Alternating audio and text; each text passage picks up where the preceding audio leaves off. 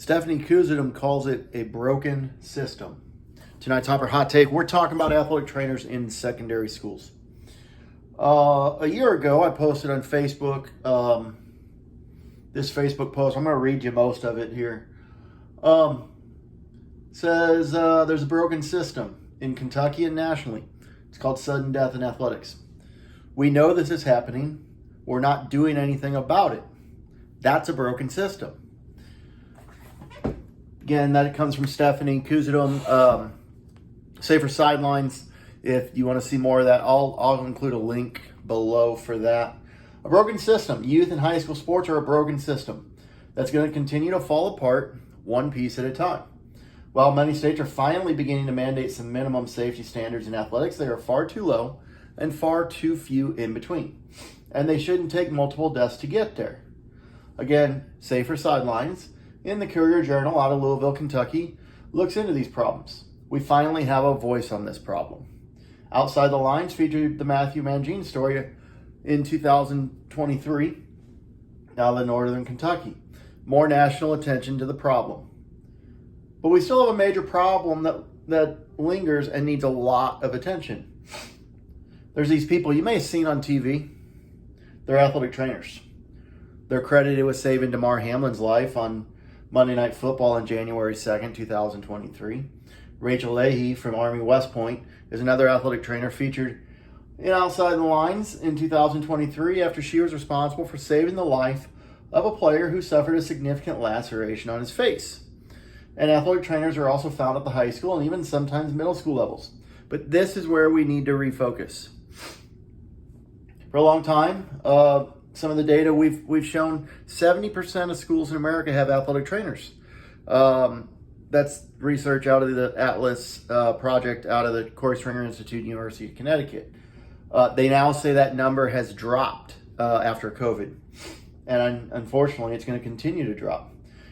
Even though schools that have an athletic trainer don't have enough or enough hours to provide care for these athletes. We already had we had too few athletic trainers in high schools, and COVID made it worse, and it's not getting better.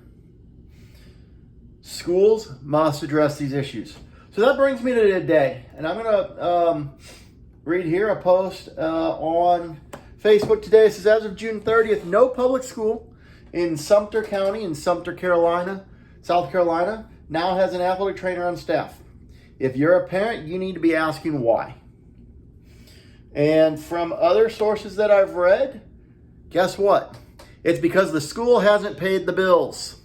It's my understanding they had an athletic trainer for 40 years at this school. He gave them notice that guess what? He's going to retire, right? Gave him 2 years notice. They replaced him with contract position from a hospital, and from reports that I've read today, school didn't pay the bills. So guess what? The athletic trainer got pulled by the hospital. Hospitals owe these schools nothing. Sumter High School is a school of almost 2,300 students. Based on what I just read on my quick Google search, looks like they probably have 120 plus teachers. They have a lot of employees in the school. They can afford an athletic trainer. The only reason they don't have one is because the school isn't doing its job.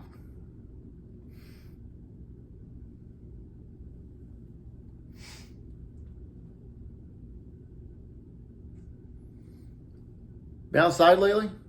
The South is hot.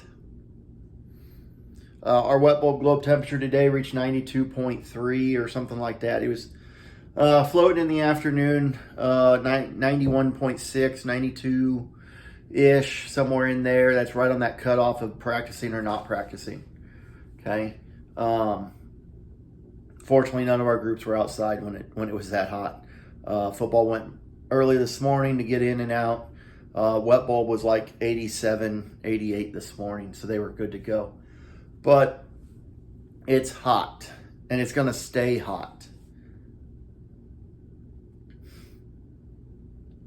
Remember that sudden cardiac arrest occurs once every 3 days in American schools. At what point does that hit Sumter High School? Okay, I hope it does. I hope it doesn't. But the schools have to take the initiative to put athletic trainers out there with their teams. Well, the next excuse, but Hopper, nobody will take our jobs. Then make your jobs better. Make your jobs better. If you can't fill that teaching position, what do? If you can't fill that administrative position, what do? You increase benefits, you increase salary, you find ways to make it an attractive position. Why won't schools do that with athletic trainers?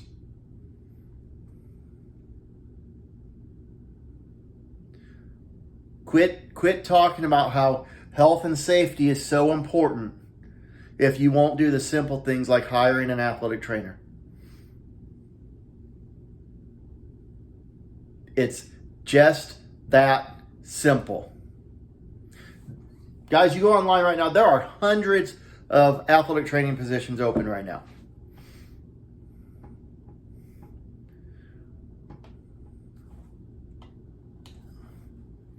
How many schools are going to be without athletic trainers come fall? What as a society are we doing to fix that problem? Schools have to do their part. Parents, do your part. Call your school board members. Call your principal. Call your athletic director. I want to know. And don't let them ignore you. Who's providing care for my son or daughter? That's what you need to find out.